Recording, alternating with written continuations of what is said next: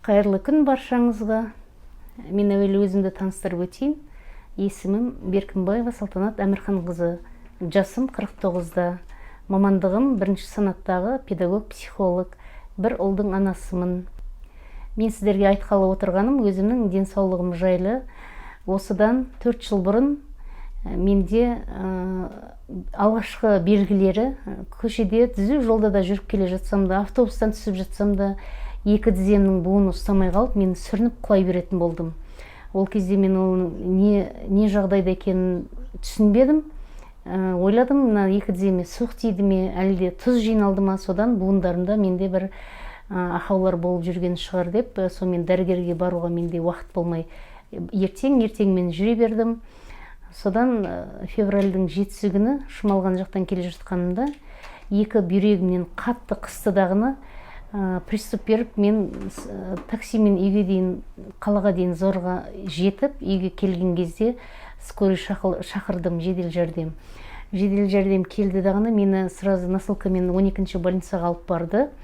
Ол жерде түнгі сағат сол 2-ге дейін бүкіл анализдерді алып, обследование жасап, капельницалар уколдарын салып, сол алғашқы көмектерін көрсетті. Сол капельницада жатып, мен ұйықтап кетіппін. Сонымен ұйықтап жатқан кезінде врач келіп оятты: апай, сізде бүйрегіңізде ешқандай проблема болып тұрған жоқ, бүйрегіңіз ауырады, но в данный момент сізде бүйрегіңізде ешқандай не көріп тұрған жоқпыз, сіздегі қазіргі ең қауіпті болып тұрғаны осы позвоночникте проблема бар шығар деді. Ертең невропатологқа барыңыз, МРТ-ға түсіріңіз деп, олар мені үйге жіберді. Сонымен мен ертесіне келгеннен кейін МРТ-ға барып түскен кезімде менде шынымен де сол проблема позвоночникте екен, бел омыртқада. Бел омыртқамдағы позвоночниктің екі дискісі мүжіліп, екеуі ішке қарай қайысқанда, жоғары жағындағы біреуі мүжіліп, дискі жаңа и сыртқа қарай шыққан екен, майысқан екен. Сол сыртқа қарай шыққаны спинный мозгқа миллиметр жетпей тұр деді. Егер сол миллиметр жетпей ұстап тұр, егер жеткен уақытта спинный мозгқа сіз парализовать етіп қалуыңыз мүмкін деп. Сонымен мен поликлиникадағы өзімнің невропатологыма барып, бүкіл жаңағы нелерді алып барып көрсеткен кезінде, ол кісі маған назначениелер берді. 6 ай, 10 күннен осындай ем қабылдайсыз, капельницалар, уколдар деп, ол кісі маған жазып берді. Больницаға жатуға 1 жылға дейін плановый неде үлгермейсіз, келесі жылы қаңтар айында келіңіз деді. Бұл мен құлаған уақытым ақпан айының 7-сі күні болатын. Сонымен бұл невропатолог дәрігердің берген назначениелерін Қазақстан бойынша бүкіл таныс невропатологтарға жіберген кезінде осы диагнозым, назначениелерді барлығында бергені сол назначение болды. Сол уақыттың кезінде мен ұлым остров Хайнанға 6 айға практикаға кеткен болатын.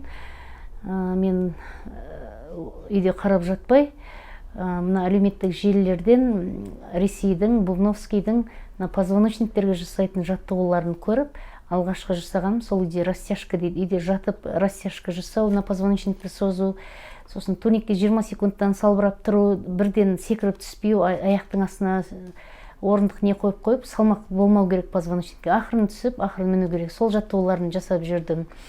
Одан кейін ұлым келгеннен кейін осы Instagram парақшасынан осы Ерспорт компаниясының инверсионный столдағы үй жағдайында позвоночникке растяжкалар жасау, қалай емделу, сол жарнамаларын көріп, содан кейін ұлым маған осы Ерспорт компаниясының инверсионный столды үйге сатып алып келіп берді.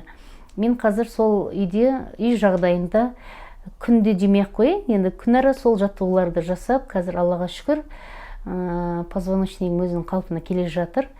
Ол позвоночниктің отыру себебі не только бел омыртқада, бүкіл мойын омыртқада болсын, арқада, соның барлығы ауыр көтергеннен, салмақтың көп артып кетуінен, соның қатты бір соққалып құлаудан, соның барлығы да содан басталады екен.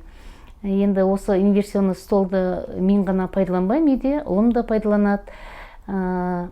Енді барлықтарыңызға беретін кеңесім, әрбір отбасында осы инверсионный столды алып қойып, үй жағдайында, үйдегі отбасындағы бүкіл мүшелер сол жаттығуды жасап тұрса, көпте уақыт алмайды.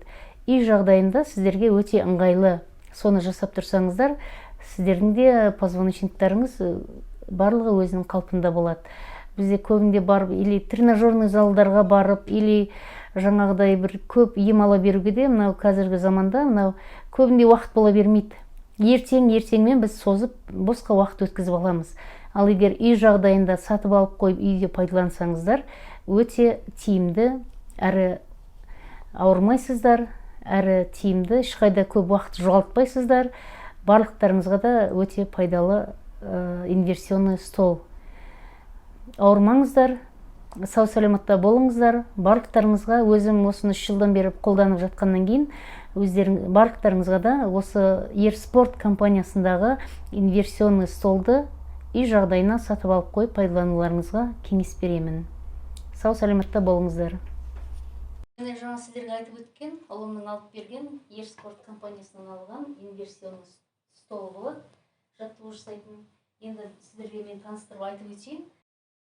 Мына жерге көңіл аударсаңыздар, әр кісінің өзінің бойының ұзындығына байланысты ұзартып, қысқартып отыратын жері бар. Мына нені тартып, и өздеріңіздің бойларыңызға мына жерге қатырып алуларыңызға болады. Назар аударсаңыздар, бұл ненің ішінде мынандай фиксаторы болады.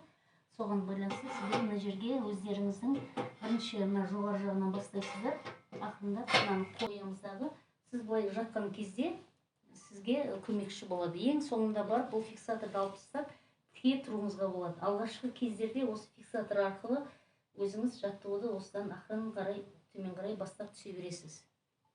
Енді кезеңде сіздің тұруыңызды көреміз. Мына рычаг арқылы рычагты басып, мына жерді былай ашып аласыздағыны, мұнда екі аяқты қойып, мына рычагты қайттан төмен қарай басып, былай қарай мынаны қысып, аяқты қойып қоясыздар. Сіздер былай жаттығу жасаған кезде артқа қарай құлап кетпейсіздер, осы сіздердің аяқтарыңызды ұстап тұрады.